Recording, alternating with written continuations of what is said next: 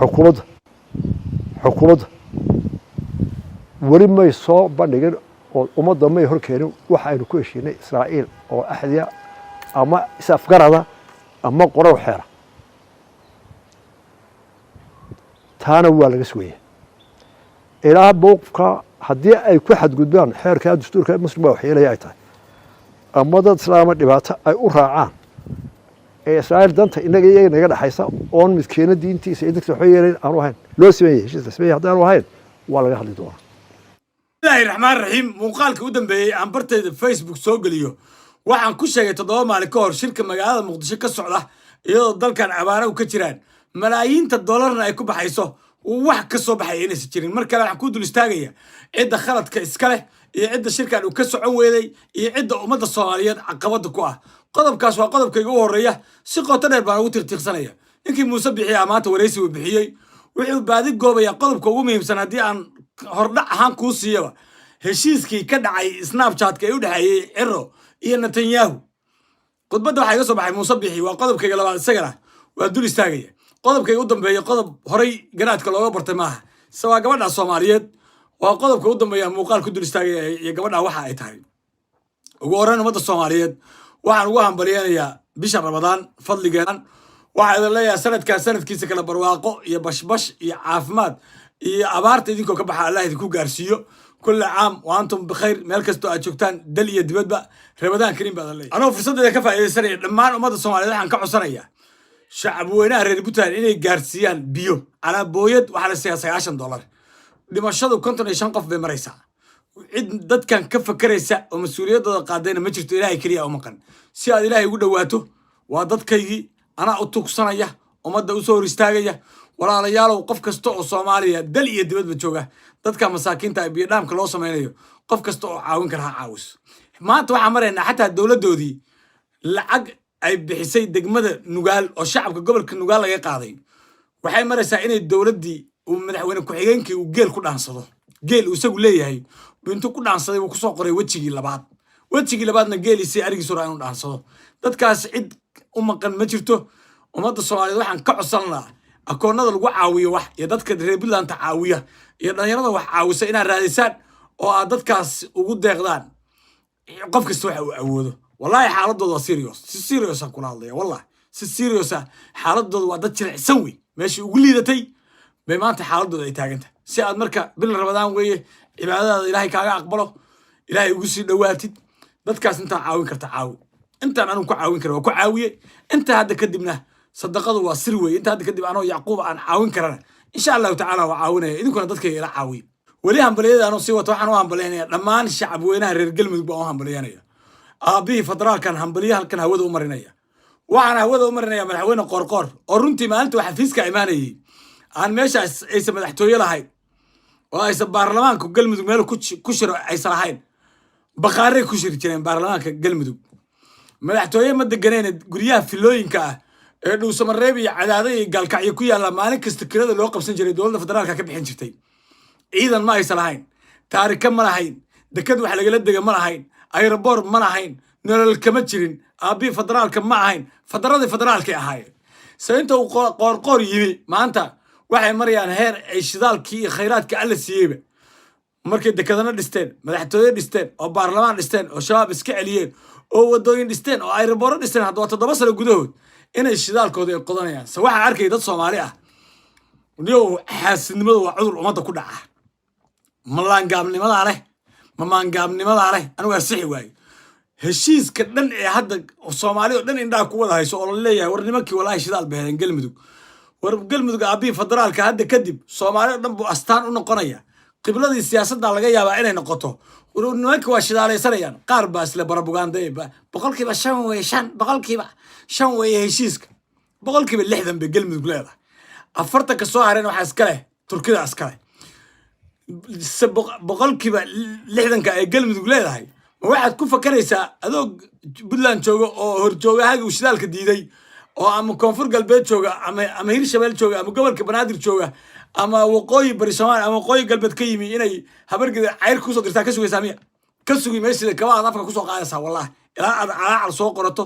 ilaa aad soo calaacasho ilaa aad baahiyaha gaarkaa qabto sheegato ilaa aad curyaan iska soo dhigto ilaa aad soo wareeriso cid shidaal ku siinaysa male adigoo meeshaada khayraad waa Soomaaliya dhan baa wada khayraad leh koonfur galbeed waa leedahay Puntland waa leedahay galmudug waa leedahay hirshabeel waa leedahay jubbaland waa leedahay waqooyi bari baa leh waqooyi galbeed baa leh de waxaaga qodo oo ka faa'iideyso say nimanka buuxooda uga faa'iideysteen Soomaaliya amni maaha ma dhageysanay Soomaaliya waa burbursan tahay ma aysan dhageysan waxaan annagaas kale ma ka baqtiyeenaa badhe weliba xataa saan buuq uga imaan badda ka qodanayaan badda baa shidaalka laga qodaya anoo fursadda ka faa'iideysanaya waxaa xiran oo maalintii shanaad xiran 5 cisho oo kalena sii xirnaan doona dekedda magaalada Muqdisho waxa halka ka degay hubka noocyadiisa kala duwan rasaas noocyadeeda kala duwan ciidamada xoogga dalka Soomaaliya qalabkoodii oo kala duwan baa halka ka degay aeroboortka Muqdisho lafirkiisa oo loo diyaarinayay inay yimaadaan diyaaradii FG uu farsameyn jiray China ay farsameyn jirtay in halka iyagana la keeno oo base cusub iyagana halkaas looga diyaarinaya waxa la diyaarinaya 200,000 oo ciidanka xoogga dalka Soomaaliya ah hubkii iyo rasaastii lagu qalabeen lahaa bacdu Ramadaan insha Allah ta'ala waxa bilaabanaya wajigii u dambeeyay ee lagu ciribtiri lahaa iriya dhulba argagixisada al-shabaab ba bilaabanaya bacdu Ramadaan insha Allah ta'ala markii nimanka la leefara dalka doorasho qof iyo codab u aadaya cid dambe oo loo joojinayna ma jirto wiil kasta oo Soomaaliya oo dalka ku soo noqon kara oo dalkiisa maal gashan kara oo umadiisa Soomaaliyeed ama caasimadda Muqdisho maal gashan kara isagana inuu soo noqdo baa u rajeynaya waxa dul istaagaya xaabo daarood iyo xaabaha wiye oo xalana ku xareysan ma warba waxa laga dhigi karaa Ilaahay baa kugu dhaariyay waxa maalmaha waxa u soo duubi waay ma warba waxaan ka dhigi karaa Sheekh Shariif baa soo baxay Sheekh Dhillay baa soo baxay oo wuxuu u tagay khayra madax sabuul oo amoodisaas mulaaxa ugu nabay oo aad moodid gusto daba jeer biyo baxay baa moodaa falxumada ninkaas markaas la caayaya waa isaga iyo kii roble alla kaasiliita kaas badad bu siyaasadda isleeyahay ku matalaysa cid aad ku matalaysid ma jirto wallahi doqonnimada iyo dacayga aad daadanayso adiga iyo Sheekh Shariif يا عبد الرحمن كوا وقدر كاس عبد الرحمن وكان وقدر عقلنا أنت هالسلقية واحد كل حجرا والله إذا سجرين يا برتي فردية بان عاينا محلنا هويه به وجه هويه ملان من بريتري وكوي شلنا دعوي هو كو أنا شلنا قلنا بأهاين عبد الرحمن قلنا بوها خيرو قلنا بوها نيكلا روبلا يا خير أقدرن لبدا نين أفرماجة فرصة السيء والرئيس وزاريال نقضي oo inta hareeraha laga galay xasan sheekh iyo sheekh shariif iyo kushin barwaaqlayeen hawiya la dhacaya halkan laga baxaya oo kursigiisa xataa garaway dhii hore naga kala dareeray hawiyina ma shalay marka bilaa shaqada ahayn oo halka fadhinay aan burka mismiisanay hawiyo maanu ahayn ma hawiyoonima wax nagu tartaan xataa ma dhigi karaan kuraastoodii baa iyaga u jeeda laga kacsan markaas xukuumadahoodii baa afka ciida loo diray markaas maanta xukuumad raadinaya dadka maloob ay u haystaan ummadda Soomaaliyeed dadku inaysan record lahayn leedin jeedin waxba idin kuma dhex jirin damiir ma leedin miya wax damiir oo leedihiin ma jirto waxa lillahi ah sumlaahidin arkilaaya oo leeyahay ma daaroodka meelaha ma bari jiray abshir bukhari wasiir madaxtooyne yaa u maleynaya odawa waxa libaan saadiq john waxa libaan ilaa rabbi xamaan ambeer ka u dhiman iyo taliye ku-xigeenka niso ma hasaad sidoo kale rag la raadinaya kamid ah dhagdheer iyo dhagay baa kamid ah baan iyaga jeclahay adigu rag qawaamiira oo markii hore mulaaxa u sawiray mulaaxa raadinaya idinka idima raadinaya idinku gonda baatiin barina waa la isticmaalaya haddana waa la isticmaalaya shalayna waa la isticmaali jiray sawaxad ku dhex jiray wala soo jirin billah shacab hadda laba tikniika ba soo heli kartaa madaxweynuhu amar soo saaray yiri qof dhashiika ku dhex wadan kara xamal ma jirto amarkii waa qaadateen saan baa ugu farxay askartiina amood barakacyaal baab gaariga dusha sare ka saaran markaas magaalada kaamirays dawo wata kuxiino dhan markaa shirkii wixiina dhageysto waxa weeye xasan baa shalay halka maray idinkuna mara xasan baa halka isku ciriiriye idinkuna isku ciriiriye waxa haysaan ma jirto warinkan waa idinka adkaaday mulaaxa iyo xamadooda soo haray maxay ninkan sharci kala hadlaan mulaaxo dastuurka Puntland soo yeelay reer Puntland oo u jeedaan waa sababta soo taageereen ee u jeedaan inuu bahdilan yahay ee u jeedaan xaar inuu ka warayo ee u jeedaan inuu imaaraad ku shaqeysanayo ee u jeedaan dan iyaga uga maqan uu ninkaas xataa xukuumadda oo dhan buu ka haystay cid uu ka tagay ma jirto maanta Puntland xafiis shaqeynaya ma jiro hal xafiis oo Puntland oo maanta shaqeynaya oo inta tagto adoo shacabka Puntland lagu shaqeyn karaa ma jirto ciidamadii Puntland bashaarkii ma qaataan انت اللي اوكي تحمر بو كدش waa ku koray weligii xamar buu deganaa wasiir buu ka noqday xildhibaan buu ka noqday dadkaas uu hiliyay inta uu yiri anoo Yacquub Saad dhalinyarada weligii dadka kama sheegin cimrigay baan ku yaa Yacquub Saad ka afxun garaadka yaa kama kulul weligii dadkaas inta xanaaqay maalin meeqaan aniga halkan baraha bulshada wiyo beerkas ka garaacna oo challenge ku wada jirna oo saxiifaalayna oo shalayna saaxiibada maanta aan kala dhaqaaqna حتى ما فهم كره إرياش وكالله أستانت الصومالية صوماليا أنا أنت السنة مكان والصومالية دي ده حتى ما إيش بدري وانيك كل يرديوي ما أنت حاول بروح فرديا ورما صدق بلاد بعد كيسون ويد أو قان كا كنت أجنان ويد وأتري أنا محمد ما تجيو صدق بلاد كذب على فرديا على الجوي مع الله سمعنت إحنا مدام أمان ده هيسن يا أدور حسن كرسي هيسن على ترتنته وياي حسن كسو عاش سويدين ما يعني كان دوك أتكقول إيش تحقيق هذه haddana meeshiisu ku noqonayo soo qoriyo qoriyeenay xasan maxayawaan baa waysataan marka dabaal xasanka dabaal inuu yaallo xasan sheekh ina saxo ku dhex jirin baa u qabtaan shalay suu idinkaga soo dhaxbaxay oo lax idinkugu sawiray oo xasan waa ninka hadda kor Cabdulle Algaasu yibi oo ku yiri iitanaasul waa nin og waxa uu raadinayo kursigaana inaa ka qaadaysaan wallaahi wabillahi wa taala Soomaaliya docda kale ka soo baxday isaga ku fadhinay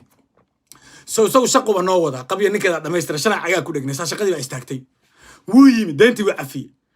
cunaqabataynta uu ku qaaday maanta qaramada midoobay iyo United Nations iyo kursi kasta Soomaaliya ku fadhida waxa isaga soo dhiciyay maalinka safarada waxa xisaabinaysan uu saaran yahay iyo arrimaha dibadda dhan kulli wuxuu ka soo wada dhigay liishu ka dhigay maanta baasaboorkii Soomaaliya ba East Africa dhan free bila fiisa lagu tagaya markaas waxa rabtaan shaqo iyadoo noo socoto qof iyo dadka la gaarsiinayo oo al-shabaab dalka laga xoreynayo oo diyaarada Baqradaar la keenayo oo ciidanka xoogga dalka Soomaaliya 4 sano aysan bila mishaar yihiin mishaarkooda qaadanayaan baa waxa rabtaan qabyaalada hoos gelisaan waa ka aqli badantii Soomaa shirkan wax ka soo baxay ma jiraan sababtu waa maxay madaxweynuhu maba uu rabay inuu dastuurka kala hadlo kuwan sababtu isaga u dhaartay ma shaqadiisu mulaaxa kala hadlaya madaxweynuhu ma shaqadiisa buu kala hadlaya Sheekh Shariif ما شقدي سوق كلا الله يا حمدو ما نديت بيسم بكلا الله وكل قف يقعد والله وقارسين يا أبي دستور كي كقرة تاني وقارسيوي والله واحد ما يستري كتاب وقع أنت كسر إنه ما يستريوي قف كورساي كرنيس تشري إصدارش أصوات هدو إصدار تحت محا أنا يبعي من لا حواك سديس النهار فدياي هدو إصدارته شقوا بسيقة وانا أنت كبدا قبل نيكا لما يسترى قبل دي نيكا هوري قبل هذا واحد بمعنى لما يستري أون اللي هو ما يكرمها وحوم هذا قبلنيه meel baas ka soo dhakeweynta adii ciyalkaaga meeshaan iska cuna maaha nin lagu maay karo waa nin talaabada uu qaadaba khayr awi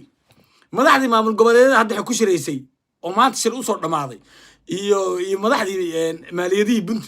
Soomaaliya oo dhan lacag baa meesha lagu qaybsanay mulaaxo ma uusa tagin meeshaas isagina xamar buu joogaa wasiirkiisana wuxuu ku leeyahay ha tagin ma qofkaas oo kala marka dastuur iyo sharci lagala hadli karaa marka war shirkan wax ka soo baxaya ma jiraan حسن شيخ محمود نمان كان صور بيوتجن صور كلمة الله صقر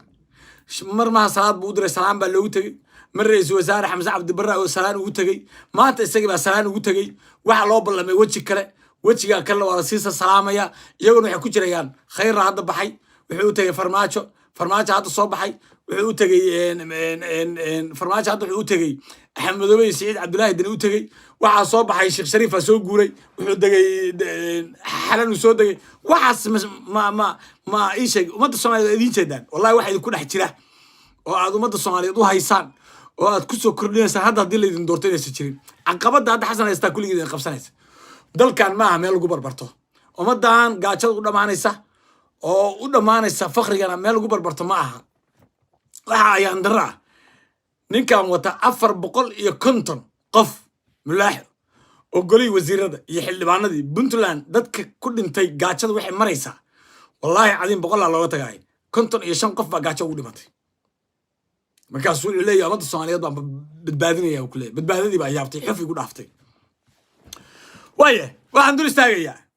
قلب كي قدام بيو حكوا ديران ماي ورمضان بسودو انت قبل مره وني odayaa ayaa ku musabixiya wuxuu baad goobaya heshiis ka dhacay Snapchat oo u dhaxeeyay Ciro iyo Netanyahu kadibna Ciro intuu baxay Abraham Accord saxiix Abraham Accord maxaa ku qoran da wixii hadda abishtel la soo qufayay oo kuwa beesha caalamka u taqaanaan oo aad aaminsaneen gaaladu waa ilbaxnimada gaalada waa aragtaan Soomaa waxa Ciro laga reebay marka waa waxa abishtel faylka ku jiray ee gacanta lagu hayay ee hadda lasoo bandhigay oo cadaaladda maraykanka ay bannaanka soo dhigtay wey marka waxaas wey waxaa raadinaysa muuse bixi cabdiyo waxaa u tegaysaa marka waxaas inaad barbaarin baa kuu ron anigu tala waxaan kugu siinaya heshiiskaas iyo abrahan akoodka inaadan barbaarin oo intaan ninkan suu kuula dirira inaad ula dirirto ninkan suu shalay isagaba kugu soo raacayay reerkii harti ahaa oo uu yusra harti u ahaa oo uu buurta gacan libax u saaraa oo uu adoo ciidan adoo dagaal ku jira uu dhabarka kaaga qoryeynay waxay isaga daaraysaa waa khalad niyo muusow sida nin raga ninkaa ula dagaalan oo isaga celi saadaad tiraa heshiiskaas raadinaya heshiiskaas ceeb iyo ilhaan u ahaa wixii abaarsa ka dhacay hargeysa gabdhihii yaryaraay hargeysa laga qaaday wiilasha yaryaraay hargeysa laga qaaday dhibaatadii meesha ka dhacday wixii fayl laga helay ninkii baas ay isdilay ee yuhuudiga ahaa waa waxaas waxa cirra dhex dabaalanaya fadeexadaasu cirra u xiisay waa islaan dahabla soo eego 70 jira buu waqtigan rabaa dhilaynimo ku barto markaasuu wuxuu helay ummad u xiisa qabta dhilaynimada markaasuu wuxuu helay dad ilaahay la caasiyo iyo maanta uba diyaaraba wixii ka dhacay jasiiradii adoweedeen wax ka dhacay marka muuse wadaa ninkaan la diriraysid oo aad gacanta ka qabanayso wax iska celin kara Soomaaliya aad joogay ninka iska cel oo ummadda Soomaaliyeed iyo diinta islaamka u hiili hada wasalaam hadaa heshiiska raadinaysid heshiiska anaa ku sheegay waa foolxumo ummadana looba keeni karo waa gabdho yar yar in la gadgado ictiraaf lagu bedesho waa in khaniisnimadii ay baraarto wiilal la dhoofiyo wixii shaydaanka caabudu jiray la farxad geliyo waa waxaasoo dhan wey baa heshiiskan ku qoran marka snapchat buna ka dhacay waxaasi waxa aduu wax normaal yahay wax caadi yahay inta la casumo oo xataa talaabiib lagu casumo baa la kala saxiixan lahaa ama dalalka kale carabta meelahaas la isku arkaa marka meeshaan waxaan inaad faagfaagin baa ku ron ceebta adduunka iyo ilhaanada adduunka bay dadka waqooyi galbeed dhex fadhiyaan kalena dhex fariisiyey sawir guudna haddaan kaa siiyo waa faylka hadda maxkamadda waa faylka cadaaladda maraykanka ay bannaanka soo dhigtay wey ee Abishtai meel kale ha ka raadin qof iga dambeeyo run kuu sheegi lahaana malaha weydiin waayo waxaan dul istaagayaa gabadhan horta waa gabarh aqoon-yahanada Soomaali ah waana gabarh wax baratay dalka Soomaaliya waxay ka anfacaysaa intaan ku dul istaagin gabadhaani waxay u shaqaysaa oo shaqada laga siiyey Snapchat-ka shirkadda Snapchat hore waxay u shaqaysay qolyaha Meet iyo internetka iyo Microsoft-ka iyo waxyaabahaas oo dhan gabadhan waa gabarh aqoon leh markii la jabsanayay xogta Soomaaliya qayb weyn bay wax ka ahayd in e-visa markii la jabsanayay in la adkeeyo security-ga waa gabarh wax baratay mid nacas ah oo xoolo ah oo aan aniga markaa barnaamijyadiisa daawadaas dhooniyo ninkan su'aalaha weydiinaya xataa naagahu dadka ragga ma weydiiyaane ninkan su'aalaha xagebu ka keenay su'aala jilicsan oo nacasnimadu haddii qof ahaan lahayd ee isaga ahaan lahayd oo lagu yidhi waa weriye baa waraysi ka qaaday 2 qaybood mise 3 qaybood buu ka diyaariyey waraysiga ummadda Soomaaliyeed bay cilmigeeda iyo aqoonta baratay uga faa'iideen lahayd markii waraysiga maanta la sii deyn lahaa buu wuxuu leeyahay iga raalli ahaada ma sii deynayo sababtoo gabadha way madax qaawanta gabadhaas uu dulmiyey waqti buu ka lumiyey kow kharash bay gashay oo soo labisatay shaqadeedii bay iska daysay maynis buu gelay bal dulmiga intaa leegu gabadha ka galay ilma adeerayaalow ilaahay baa kugu dhaariyay Soomaaliya ila isqabta weeye horta gabadha haddaan aabe aan la wadillah wallahi haddaan aabeed ahaan lahaa ama walaalkeed ahaan lahaa ama qaraabadeed ahaan lahaa oo kan meel ii dhow joogi lahaa tuu taagaan jabin lahaa qasam bi ayaa tiri inuu gabar dambe oo Soomaaliya inuu dulmiyaan dulmi cad oo bareer ah oo aan geed ka go'nayn buu gabadha ninka u geystay haddii uu dhibsanayo inay gabadhaan xijaab ay saxirnay